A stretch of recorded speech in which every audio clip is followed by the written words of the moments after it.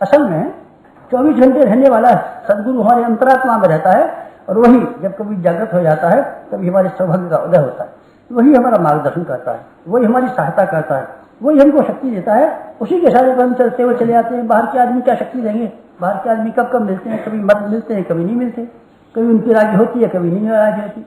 बाहर वाले पर हम कहाँ तक डिपेंड कर सकते हैं? अपने ऊपर ही हमको निर्भर रहना पड़ेगा। मतलब कुंडलनी और शक्तिपात की बात मैंने वो बताई जो हमें अमृत वर्षा के रूप में, स्नेह वर्षा के रूप में, शक्ति वर्षा के रूप में, दूरदर्शा के रूप में और आत्मबल के रूप में वर्णन करता हुआ चला जाता है। मेरा सौभाग्य मैं चाहता हूँ ये सौभाग्य आपको भी मिले। हुआ क्या इससे? आपका हुआ क्या बेटे? मेरा एक लाभ हुआ जो सबसे बड़ा लाभ मानता हूँ। क्या लाभ हुआ? मेरा कायाकल्प हो गया। कायाकल्प हो गया। पहले समय को मैं देखता हूँ, 15 वर्ष की उम्र से पहले वाले स्वरूप को देखता हूँ और अब के वाले स्वरूप को देखता हूँ तो मुझे मालूम पड़ता है कायाकल्प हो गया, बिल्कुल हेरफेर हो गया। कायाकल्प कैसा होता है? आपको भौतिक कायाकल्प की बात सुननी हो तो मैं वह भी बता सकता हूँ।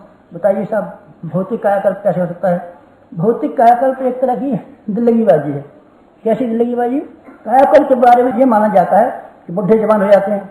बुढ़े जवान होने की कहानियां तो मैंने बहुत सी सुनी है, पर एक कहानियां देखी भी है। महामना मालवीय जी जो मेरे दीक्षा गुरु हैं, एक बार किसी बाबा जी ने बहका दिया आपको हम बुढ़े से जवान बना देंगे, बुढ़े से जवान बना देंगे। मथुरा जिले में कोसी नाम का एक गांव है, कोसी के पास एक बाबा जी रहता था। उसने उनके ऊपर न्यायाचारण करा दिया। मालवीय जी थे तो बड़े होशियार, पर बुढ़ापे में क्या उल्लू हो गए पता नहीं चला। वो बहका लाया कि आपको बुढ़े से जवान बना दूंगा, बुढ़े से जवान बना दूंगा। उसने एक ऐसी झोपड़ी बनाई जिसमें हवा भी नहीं जाती थी और आंवले खिलाऊंगा और धूप नहीं लगने दूंगा और ये करने दूंगा। 40 दिन तक वहाँ रहे। मैंने सुना मालवीय जी यहाँ आए हुए हैं तो मैं भी गया वहाँ। मैंने कहा भाई मैं मिलना चाहता हूँ। उन्होंने कहा नहीं आप तो नहीं मिल सकते ऐसे, इनका तो कायाकल्प हो रहा है। कायाकल्प हो रहा है तो मैंने और तो कुछ नहीं कहा। भाई साहब इतना करिए जो कोई वहाँ जाते हो मेरी स्लिप पहुँचा दो।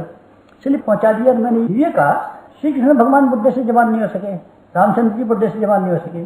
सबको प्रकृति के क्रमों के हिसाब से बुढ़ा होना पड़ा है, सबको मरना पड़ा है। आप क्या चाहते थे? आप प्रकृति को उल्टा करना चाहते हैं क्या? एक ही प्रश्न पूछा, कोई जवाब तो नहीं आया। मैं चला आया वहाँ से, चला आया। स्टालिन ये कोशिश करता था कि मैं बुढ़े से जवान हो जाऊँ। वैज्ञानिकों ने बंदर की गिल्टियाँ काट काट के उसके लगाई थी और कई बार वो गिल्टियाँ लगाई गई और कई बार उसको लगी, लेकिन वो बंदर की गिल्टियों से भी महीने 2 महीने तो जवानी सी उस पर आई, फिर बुढ़ा हो गया। फिर गिल्टियाँ काटी, फिर बुढ़े से जवान हो गया। बेटे ऐसे कायाकल्प नहीं हो सकते। शारीरिक कायाकल्प बनना असंभव, शरीर बुढ़े का जवान होना असंभव। शरीर को जो पैदा हुआ है बढ़ेगा, बढ़कर के बुढ़ा होगा, बुढ़े के बाद में उसको मरना पड़ेगा। नहीं साहब मरना नहीं पड़ेगा हमको बेटे, मरना पड़ेगा, सबको मरना पड़ेगा। जो पैदा हुआ है ठीक है, कोई ज्यादा कम जिंदा रह जाए बात अलग है, लेकिन मरे बिना किसी का गुजारा नहीं हो सकता। तो फिर कायाकल्प क्या बात का हुआ? कायाकल्प का अर्थ बेटे शारीरिक कायाकल्प नहीं है बल्कि मानसिक कायाकल्प है। मानसिक कायाकल्प है। मानसिक कायाकल्प से क्या मतलब है आपका? मानसिक कायाकल्प से मतलब है हमारा विचारों का और चिंतन का, सोचने के तरीके का आमूल परिवर्तन हो जाना।